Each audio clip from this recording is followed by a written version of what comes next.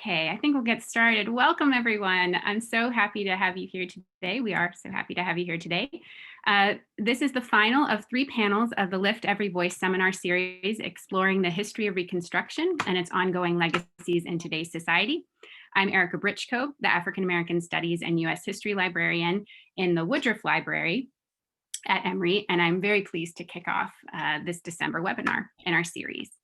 The series is part of the Lift Every Voice 2020 project, and this is a year-long public initiative that explores citizenship through the lens of Reconstruction. Through social media initiatives, public events, engagement with scholars, activists, students, and the general public, Lift Every Voice 2020 has aspired to initiate research, discussion, and critical thinking about Reconstruction and what it means to be an American more broadly. We would like to thank our partners who developed today's webinar: Emory's Stuart A. Rose Manuscript Archives and Rare Book Library, the Fox Center for Humanistic Inquiry, the James Weldon Johnson Institute, and the Office for Racial and Cultural Engagement. So today's seminar, it focuses on how activism for racial equality in the current moment has been shaped by the events of Reconstruction, and how the work of activists and artists today commemorates and builds upon the sacrifices of those who came before. This seminar is especially focused on the creative arts, religion, and education. And I'm so pleased to welcome our panelists today. Francine Allen, who's a 2020 James Weldon Johnson Fellow and an Associate Professor of English at Morehouse College. Marla Frederick, the Asa Griggs Candler Professor of Religion and Culture and Emory's Candler School of Theology. Charmaine Minniefield, an Atlanta artist and former Rose Library artist in residence. And Garrett Turner, an Emory Arts and Social Justice Fellow this year at Emory. Jina DuVernay, the Collection Development Archivist for African American Collections at the Rose Library, will be moderating our panel. So before I turn it over to Jina, a few housekeeping things. Today's webinar is being recorded. We encourage you to post questions throughout for the panelists in the Q&A, but we'll be holding these questions until the last 15 or 20 minutes of the panel. All right, so I'm going to turn it over to Jina. Thanks, everyone. Hi, thank you, Erica. Again, good morning to our panelists. Thank you so much for joining us. Also to our viewers, thank you for joining us. And one viewer, I apologize, I answered your question with a blank answer. And one of the questions is, can we get the presenters' Twitter handles if they have one?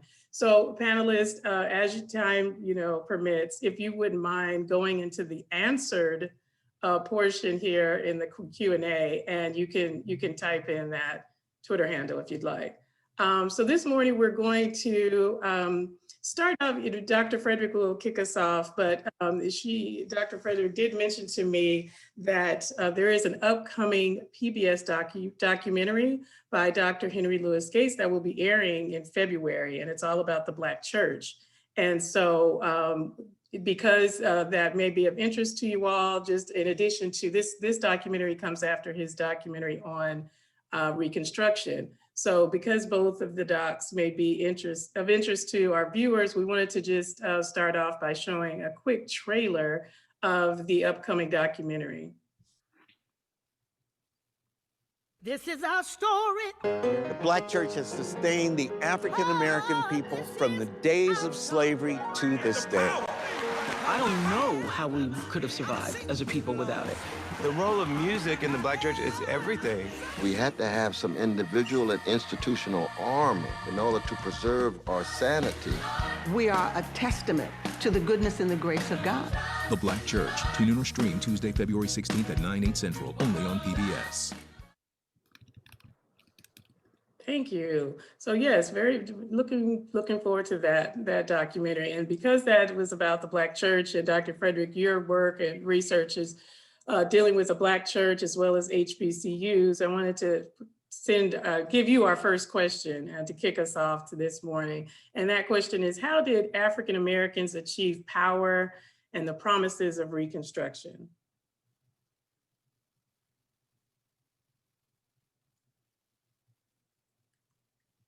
Uh-oh, Dr. Frederick? You're muted. How about that? There we go. Thank you. I was just saying that's a great start, great way to enter the conversation with this clip from the documentary on the Black church, because it certainly was central. You know, after slavery, there were several things that Black people wanted to do. As you well know, they wanted to reunite with loved ones that had been sold far away, near and far. They want an opportunity to provide for themselves, to own land. And then they wanted an opportunity to get an education. They wanted a place where they could gather together. And the church turned out to be that place. And so while you have Black churches that are established in the early 1700s, you see them cropping up in the South in particular. You see them in the North for certain, but in the South, you see them cropping up.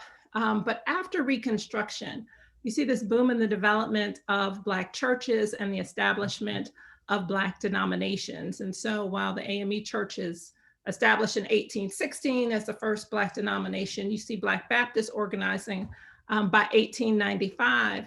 And part of that work, part of building a church, is building a space, an opportunity for Black people to be educated. So during Reconstruction, you have some 37 HBCUs that are started. They're not all started as colleges, but they are started. And within 45 years of freedom, you have some 800 schools that are started for African Americans. So you ask the question, how do we gain power? We gain power through education. And the HBCUs that are started early on, they're started by white philanthropists from the North, white missionaries from the North who come South. Some are started by the Freedmen's Bureau. And so you have those that are started by white philanthropists, those that are started by the government, and then you have a significant number that are started by Black churches themselves, whether it's an AME church, whether it's a Baptist church. And so I see with the slide up, these HBCUs that are founded during Reconstruction. As you can see, some of them are started as public institutions, and some of them are started by private institutions. Generally, that means they were founded by churches. And so that really is the crux of the power base of the Black community during Reconstruction. Thank you so much. Very, very interesting. It's very interesting to see this in this way, that the church is, you know, the direct correlation between the church and the HBCU. So thank you for that. Dr. Allen, you know, as a professor of English at an HBCU, can you speak to a little bit about how we can think of activism more broadly? Thank you for the question, and good morning to everyone. I'm honored to be here. When we think about activism, oftentimes I think the fallacy in our thinking is that it is just monolithic. And when we look at literary artists like Albion Turget, who was a white civil rights advocate during Reconstruction, and then also Charles W. Chestnut, who was also a lawyer like Turget, both of them kind of show us the ways in which activism can be thought about as being multidimensional. Just focused on Turget for a moment. He was, as I mentioned, a white civil rights activist. He was a Superior Court judge in North Carolina. He also became a novelist. He decided to channel his activism through novel writing. And what's interesting about his life is that I think he shows us the ways in which activism can be thought of in many ways as a lifestyle. He started out, as I mentioned, in Greensboro, North Carolina. He and his wife opened a nursery, and they hired newly freed peoples there. They also helped those individuals purchase land and start a school. Then later, he joined what was known as the Union League, and he became a delegate working with Black delegates to rewrite the Constitution, the state constitution in North Carolina. Then later, he became a Superior Court judge, and he worked on collecting evidence about the violations of the Ku Klux Klan. He also made sure that there were African American jurors during court. after that, when he felt that, because he was a Superior Court judge actually during the time when the Ku Klux Klan was most virulent, their activity was violent, and there came a point in which he felt that he couldn't do very much in the political arena because those who embraced white supremacist ideology had gained power. And they blocked him doing a lot of work in the legal and judicial arenas. So he turned to fiction. And in turning to fiction, he was able to channel his activism in a new direction. And so his life, I think, is a perfect example of the ways in which his activism never stopped, but it transformed. It went from his personal experience, helping those newly freed peoples acquire jobs. And then he became professionally involved as a judge in his activism. And then he translated that later into novel writing. And so I think it's so important to think about activism as something that we can practice over a lifetime, something that must be thought of in multiple ways. Because think about it, activism is pushing against the status quo. And so you're going to be facing opposition. And if you're thinking of it monolithically, then what about those times when pushing against the status quo, you feel like you're at a stalemate, you can't move forward? There has to be a kind of creative spark within you to think about new ways in which you can channel that activism. And I see Turgeon doing that very much, and Chestnut as well, because he started out as a lawyer. He thought deeply about what he called the Southern question. And then he channeled that, he went from the legal profession to novel writing as well.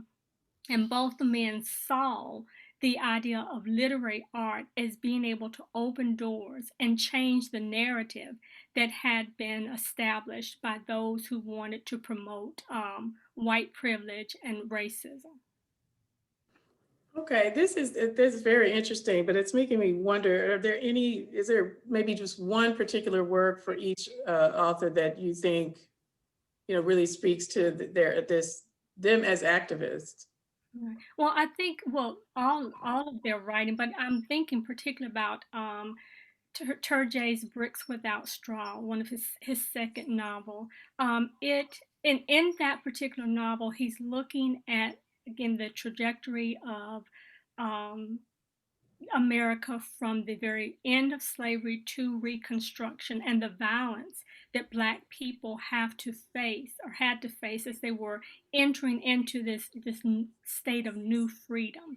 And he shows the complexity of that that movement, again, from being enslaved to being newly freed.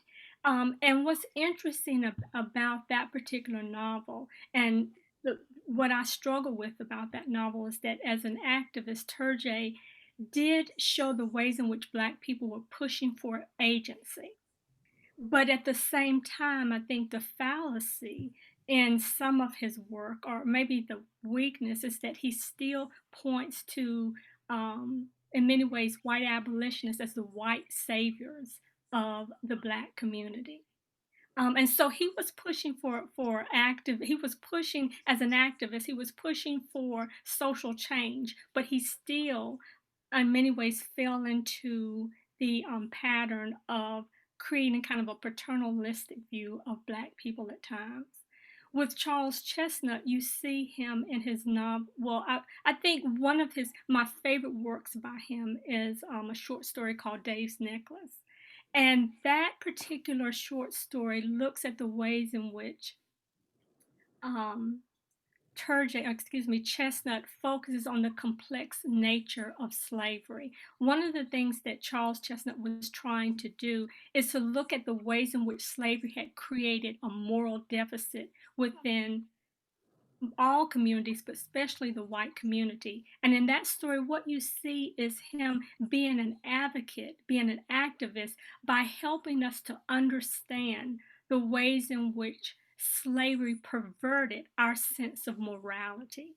And for me, that's particularly important because his activism was built not simply on doing things, on physical activity, but it was also focused on a very kind of contemplative nature, thinking about the Southern question, thinking about the ways in which our society had been perverted by slavery, and we were continuing to embrace those ideas that had offset us and created this racial conflict.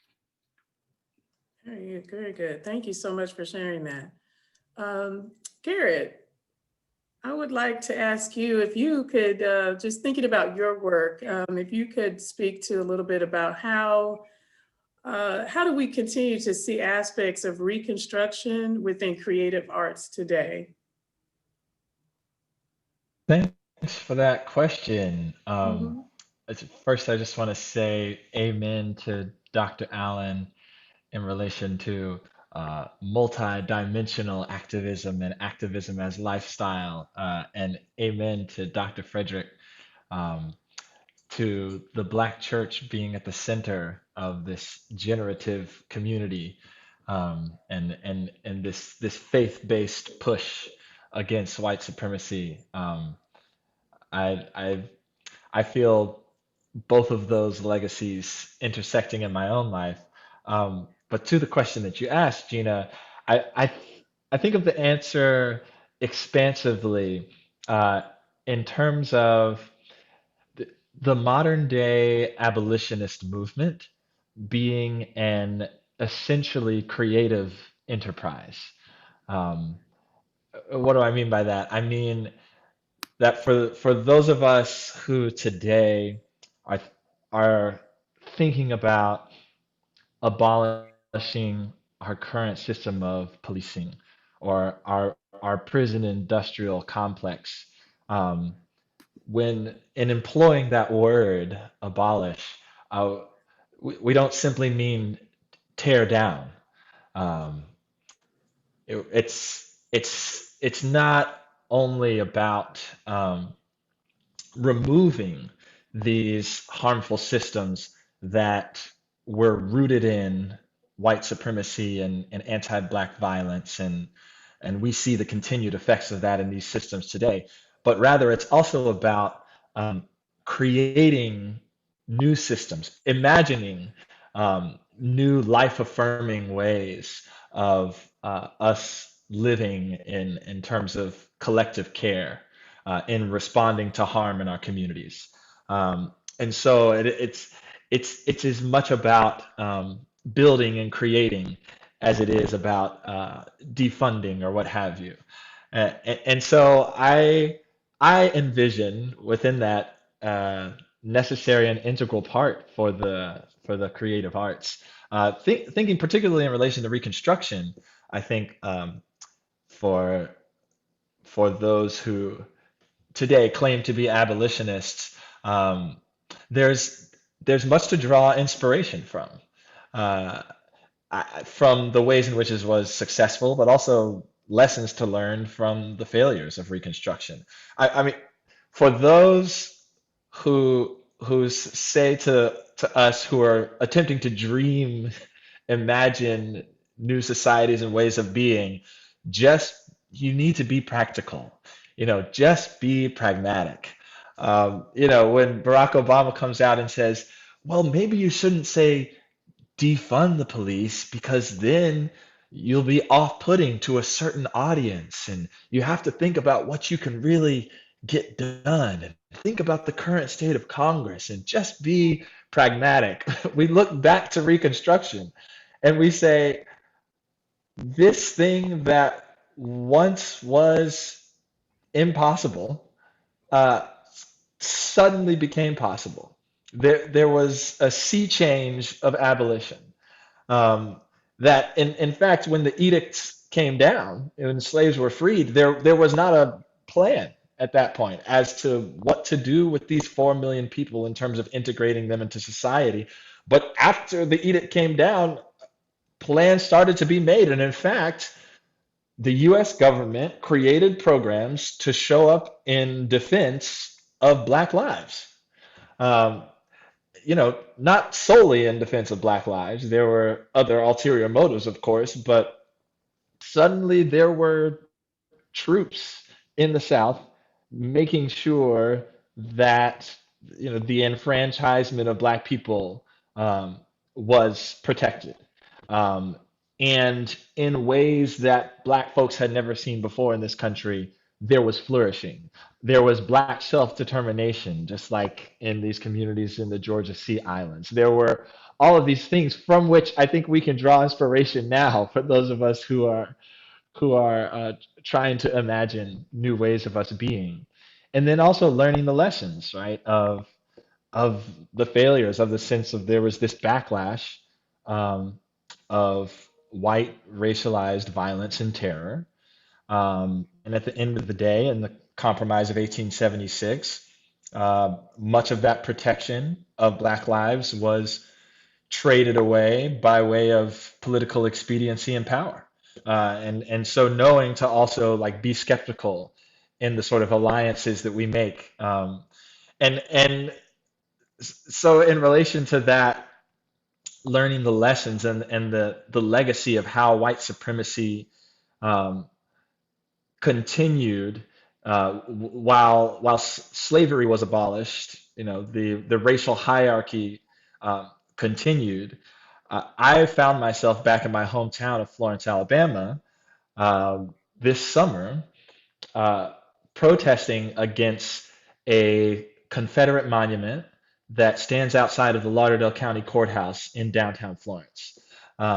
This, of course, being a legacy of how like the lost cause of the Confederacy took a foothold after those protections were removed. And and and what I ended up doing along with my sister was leading a dance protest um, as a creative response to this legacy of white supremacy, which I think we have a video of, if we can bring that up. Yes, we do. You see, the sentiment cemented into this monument allowed the sin of racism to fester, boil, and rot our society during the post-Civil War Reconstruction era, when freed Black people tried to enter society and after a very short period of time were blocked at every entrance. Okay, the sentiment cemented into this monument allowed the sin of racism to fester and grow into the Black codes and the Jim Crow laws of the South, which enforced the disenfranchisement of Black people, which codified my people's isolation and degradation, which choked our opportunities for shared equal resources to be fully integrated into the wealth and freedom of this society. And that chokehold, that sin of racism, continues rotting away the moral fabric of our society to this very day, to this very hour, choking out the lives of young Black men like me in the streets of this country. This monument is not a game. It's not a joke.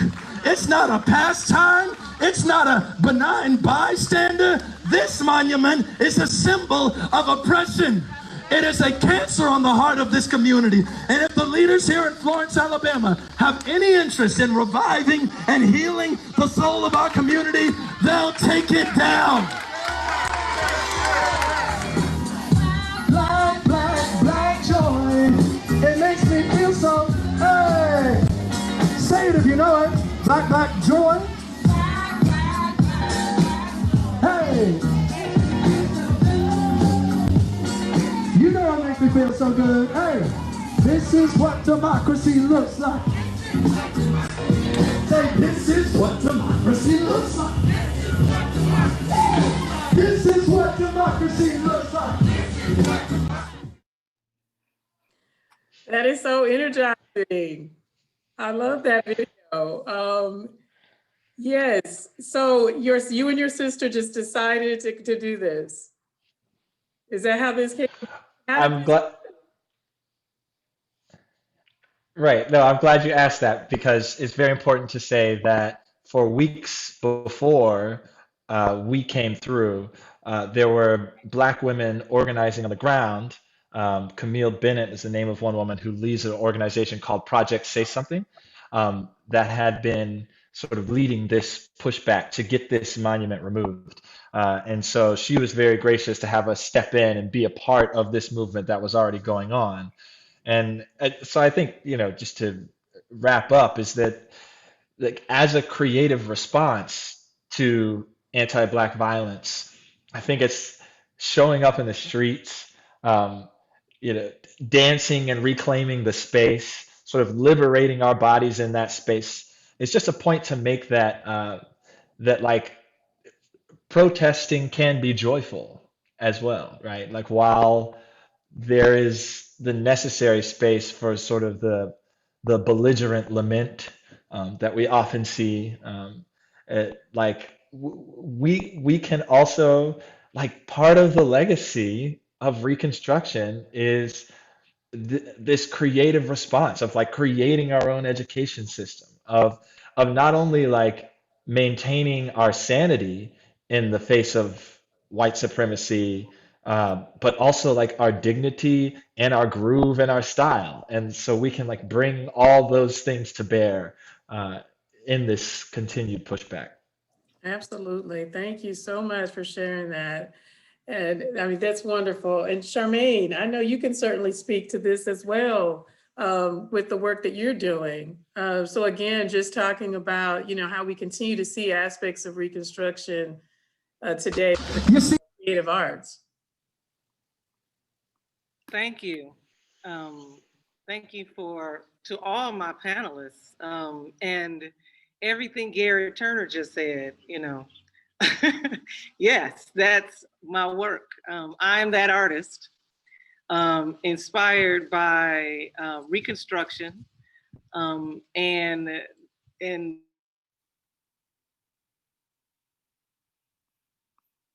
of freedom for the country, and how our ancestors were inspired by that moment or empowered by that moment.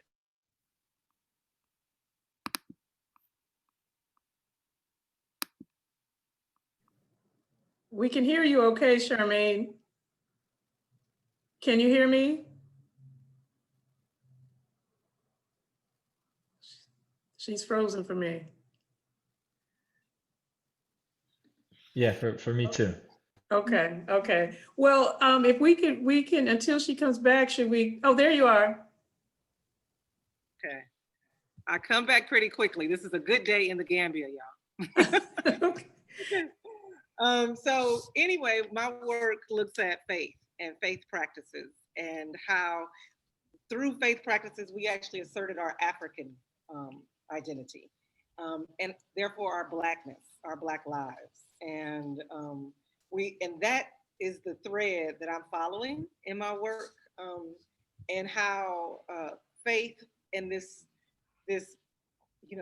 invocation, I want to say, of the divine at that moment of freedom, and our assertion of that divine in every part of the fabric of our Western society. And actually, I'm finding a similar assertion throughout the diaspora, and still, of course, here from our original origin. So I'm tracing what that is. And Arturo Lindsay, an amazing mentor, artist, and friend, asserts that is actually Ashe, or power, or the presence of divine, as we understand it as African people. And that is what has kept us through the Middle Passage, through Jim Crow, through police brutality thus far. But in our belief in that Ashe, I want to say, expresses through our creative presence in contemporary society. So, the Civil Rights Movement opened with a freedom rally that was all song, that was all call and response. This elevation of our spirit, of our collective intention towards a better society or towards freedom is how we start, our gatherings, our days, our mornings, our interactions with people that we love. is, you know, we want freedom. And that's what is expressing, I believe, in the activist movements in that are happening right now, but in all, like the doctor was saying, you know, very different ways. You know, I like to point out that Stacey Abrams in Georgia is a writer, a creative writer.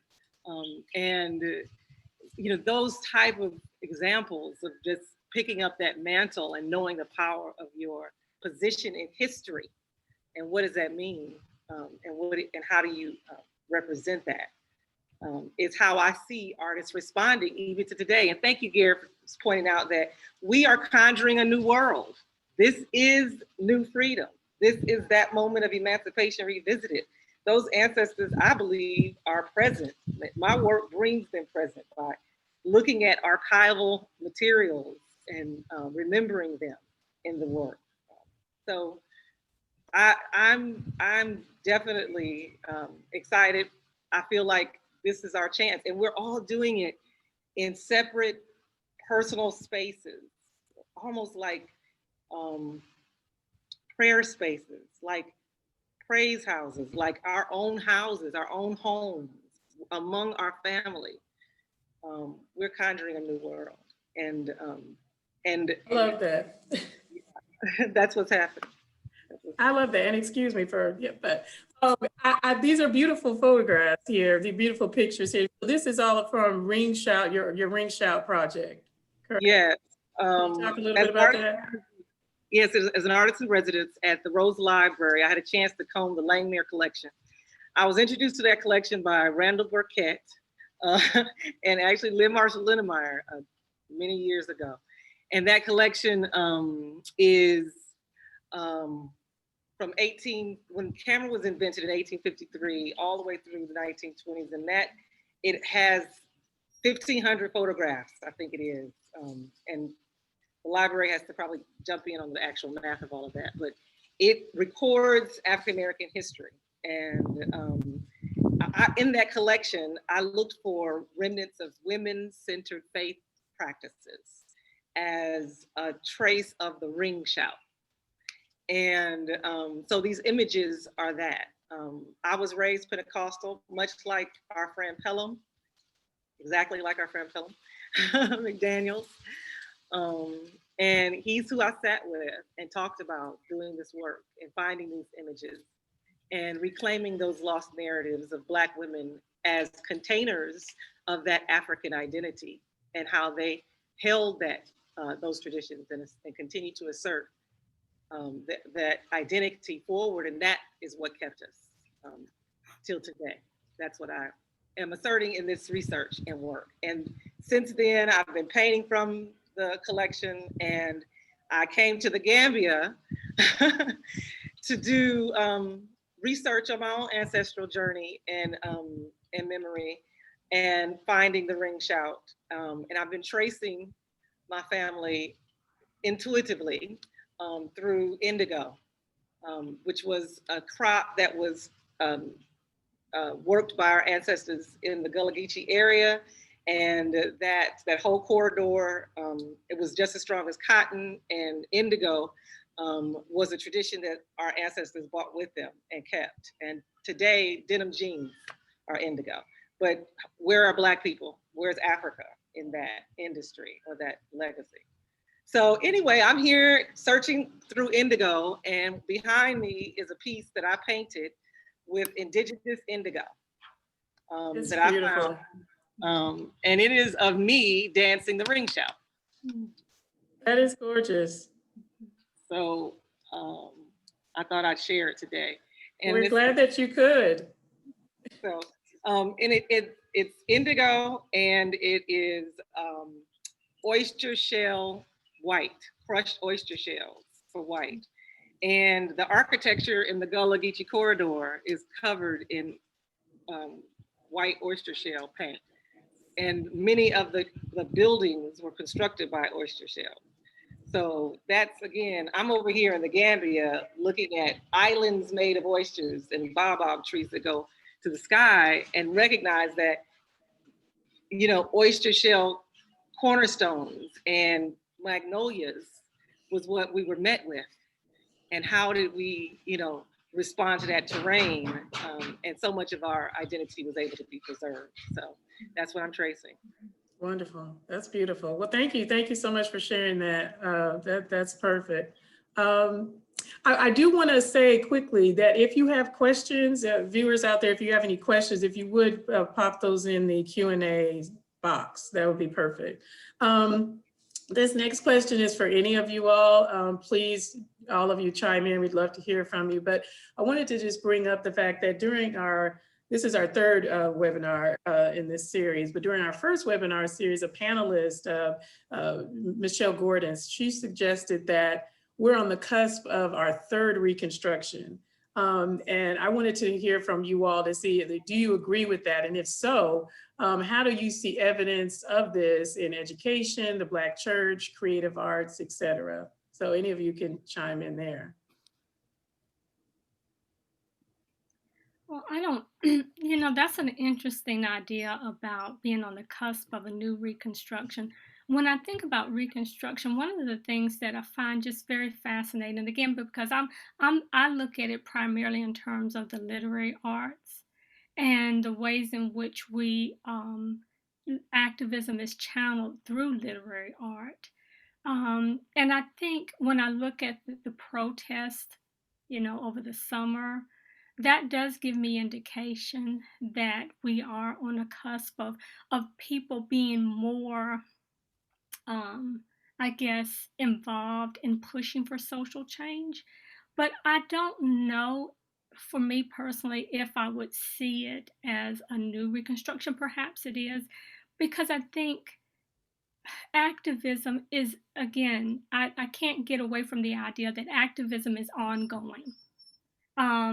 And it is something that those who push for social change do in everything. It's a part of all aspects of their lives. So I think people are pushing for social change all of the time. It just seems like at certain times in our lives, it seems to be more out there than at other times. But I think that it's ongoing. It has always existed, and it continues to exist. So I don't know if I see us being necessarily on a cusp of it. It just seems like it maybe is more evident, possibly. I don't know, but I think just very quickly, kind of going a little bit back to what Charmaine and Garrett and Dr. Frederick mentioned, when we think about art and faith and the connection with activism, I feel that artists and people of faith are always activists. And again, I'm speaking in general, but we are always practicing activism, so it is not anything new to us. But I also feel that one of the things that people misunderstand about faith and art being channels for activism is, I think there's the assumption that there's just a visceral response to the social ills that we are experiencing in our world. And I think it's important to stress that activism, and again, I mentioned this before, is very steeped in contemplation and reflection. I think artists and people of faith are always thinking deeply about what is happening in the world. And that is what inspires them to push for change. And so that's what makes it a lifestyle, and that's what makes it not anything new for them. It is how they think about life and how they comport themselves. So again, activism may be new for some people, but I think when you think of artists and people of faith who see life and reflect deeply on what they do, Reconstruction is something that they experience all the time. It's almost like resurrection. As a person of faith, resurrection is part of life. All right, because you die daily, you're resurrected. Mm-hmm. And that's not anything that happens one time. That happens all of the time. So again, for artists, for people of faith, Reconstruction is something that happens all of the time. That got me. Well said. Who wants to respond to that? I think she did. I think Dr. Allen did a phenomenal job in just articulating what Reconstruction looks like and what activism looks like on a continuous basis. The question about, whether this is a third Reconstruction makes me wonder in terms of building. So if you think of Reconstruction as this time where Black people are building institutions, they're building Black churches, they're building Black businesses, they're building Black colleges and universities. And then if you look at this particular moment and you say, well, what's happening to those colleges? What's happening to those businesses? What's happening to those institutions? And wondering whether or not we are losing some of those institutions at this present moment, and whether or not activism, our kind of galvanizing around issues, is galvanizing around saving and restoring these institutions. Because I'm convinced of the idea that as particularly Black colleges, Du Bois has this quote from the early 1900s where he says, despite the noisier advance of my brethren, I know that it's the 5 million women of my race who really count. Because he had at that time calculated that nearly 3/4 of the property and land that had been purchased and developed by Black people was developed by money seeded by Black women, right? And so when you think about how these institutions are faring in today's time, to the extent that they are closing, I see that as a kind of closing on Black women's history. And so activism and galvanizing around the restoration and ongoing vitality of these institutions, I think, is key importance. I mean, even if you look at politics, right? You say, well, where's Stacey Abrams from? Stacey Abrams is a graduate of Spelman. You say, well, where's Kamala Harris? She's a graduate of Howard. What about Keisha Lance Bottoms? So then you go down this line of Black activist politicians, people who are trying to move this ball forward for Black people. And you see that there's something happening on the campuses of historically Black colleges and universities that is central to the ongoing development of Black leadership in the country. So, I can see it as a third Reconstruction in the sense of the kind of energy around activism, but in the sense of what's happening to our institutions, that's what causes me pause and makes me think that there's much more that could be done about it. And we had this conversation around reparations that was live and active for a moment.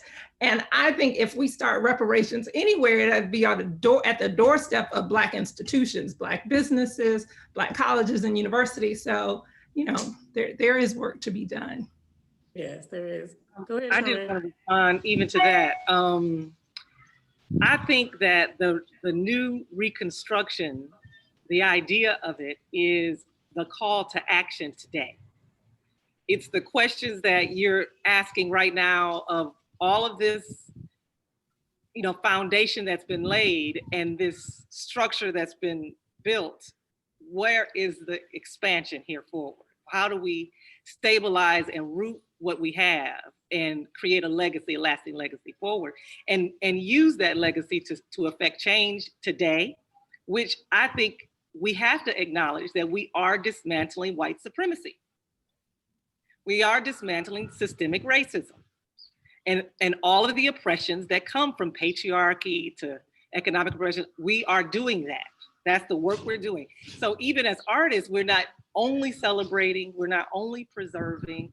The celebration and the preservation is the assertion of those freedoms, which may include having to tear down, dismantle, push back, and resist, and at the same time, while that resistance is happening, there is work being done to build and construct. And I think that construction, we know, happens among women.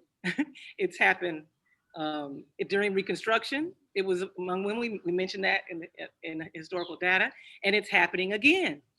I think that it warrants a conversation. Black women in particular are leading a new freedom, a new day. We could actually, assert our lives forward and realize what freedom actually is. It is not something that is I think, unachievable.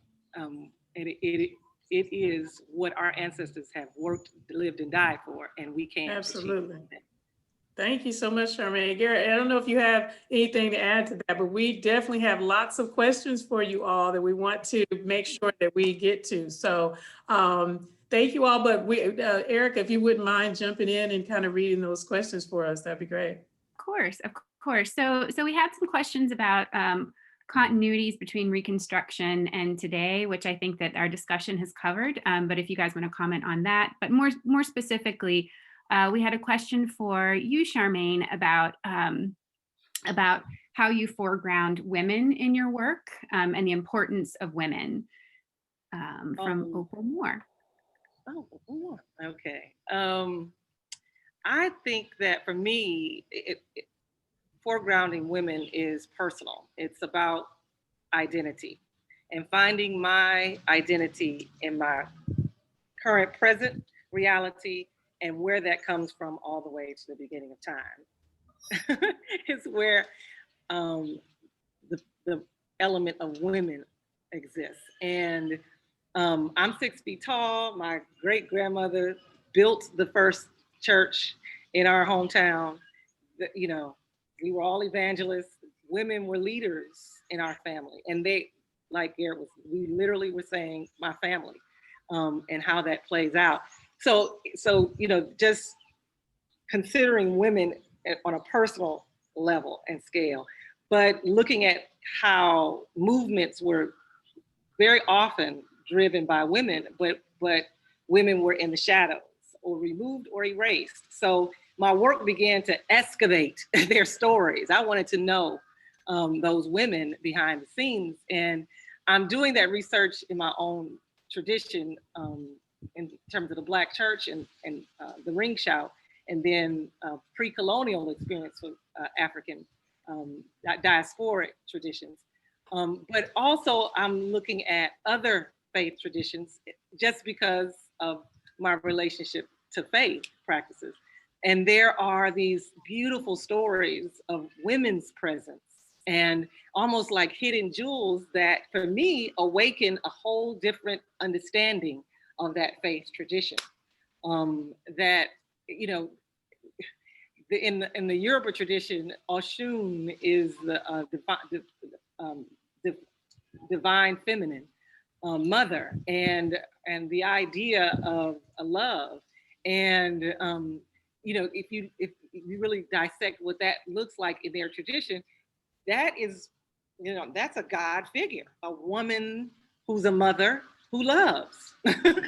It changes the culture and identity of an entire hemisphere, if that is actually considered. And here, being here on the continent, I'm able to see things like this manifest and expressed firsthand, and how those traditions were held very often in practical ways through art or through functional art. I call it art, but you know, sometimes it might just be, you know, a sculpture that is an element that remembers the ancestors of that family, or kente cloth, which tells the family history through each strip of fabric, or you know, cowrie shell laid tie-dye techniques with blue indigo.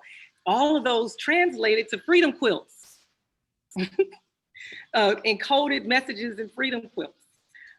So our ancestors, through women's work, were telling us how to get home, where we came from.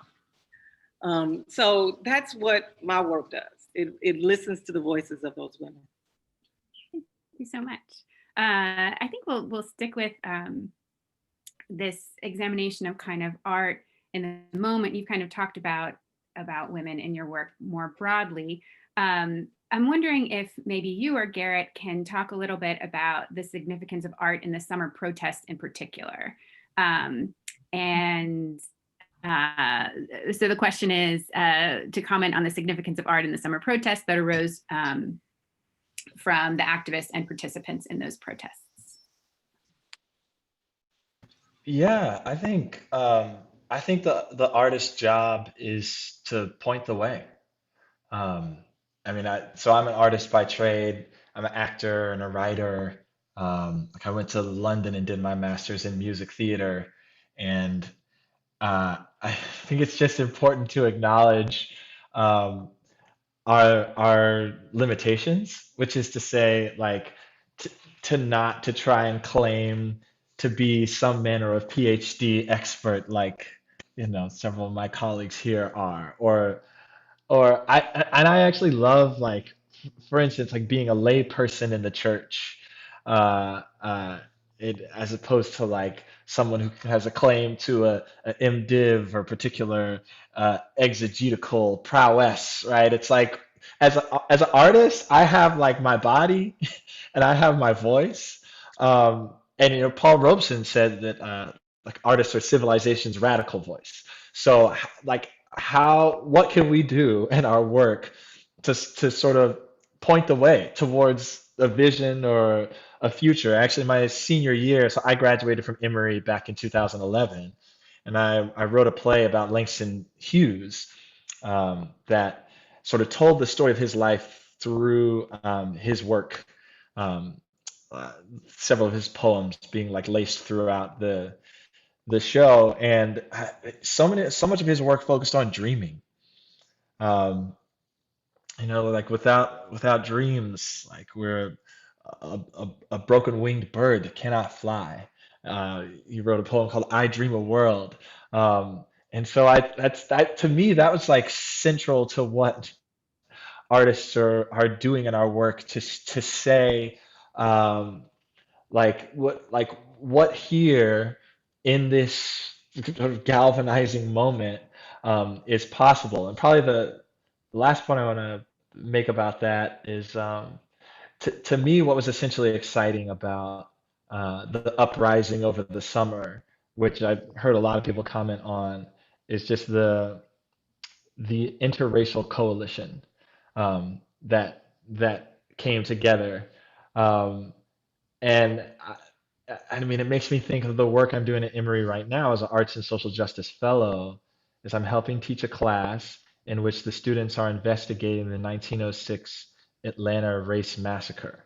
Um, 6 or 7 white students in the class, 4 or 5 Asian students in the class, a few black students in the class, all of whom have really taken to this project of not only doing the research about this like harrowing moment in Atlanta history, but also like writing creatively in response to that, which is the project that I've been helping lead them in, and to see all of them, the way that their minds are opening up to like the truth of the history of our city and all of these forces that were at play then that are still at play now. Um, but like thinking and responding creatively to that is so much of the point of what artists can do and helping like bring together that kind of coalition as we continue to like look forward to what changes can be made. Excellent. Thanks so much. I guess this is for all of the panelists. How do you do the work of wellness and staying whole, the work of dismantling systems and structures that are so insidious and pervasive has come at the cost of our lives, sanity, and families in times past? How do we sustain and thrive while we toil together? And this is from Marla Harris. I think when again looking at Turgay and Chestnut, to remember that as activists, we're not trying to do everything. I think sometimes when we look at wanting to push for social change, we need to focus on what is the area of interest to us. Chestnut and Turgay had specific aims as literary artists. Again, Turgay said he wanted to create characters who, particularly Black characters, who were men with and women with their own sense of aspirations and hopes, Black characters who had their own aspirations. They were not connected to or devoted to their white masters. They had their own dreams, to mention the term Garrett used. And Turgeon had one single goal. Well, I won't say a single goal, but one primary goal, as I mentioned. He said he wanted to correct the moral deficit created by slavery. So I'm wondering, just looking at those two artists, as activists, do we have a solitary goal?